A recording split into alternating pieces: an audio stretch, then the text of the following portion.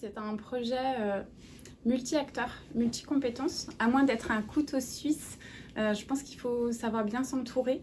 Notamment parce que il n'y a évidemment pas du tout que le paramétrage dans l'outil Sphère, il y a ce qui se fait avant, donc toute la partie ingénierie pédagogique, toute la partie justement didactique professionnelle. Donc on va sur le terrain, on récolte en fait les éléments qu'on veut transcrire de la manière la plus réelle possible. Mais il y a aussi toute la partie audiovisuelle. Donc je fais un clin d'œil à Fabien Grandadam qui est venu nous former l'équipe d'Oniris, l'équipe audiovisuelle, pour faire cette captation et qui nous a donné les clés maintenant pour pouvoir la réaliser nous-mêmes.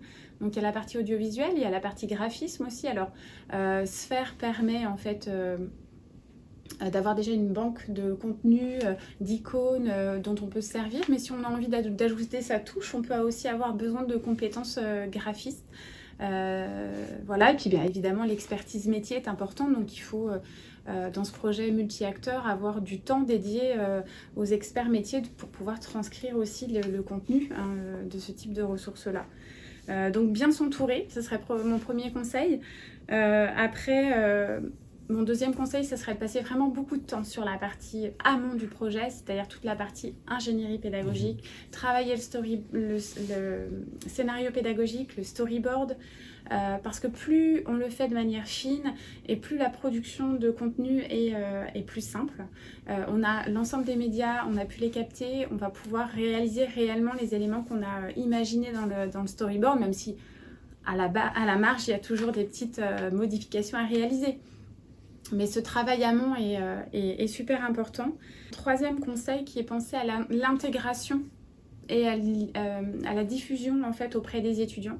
C'est-à-dire que si on sait que les étudiants vont réaliser la ressource sur un device sur un ordinateur et plutôt seul, il faut penser en fait ça dès le départ. On ne va pas le paramétrer de la même manière. Nous, on a beaucoup travaillé les feedbacks. Je pense que c'est important de ne pas laisser les étudiants seuls face à ce type de ressources.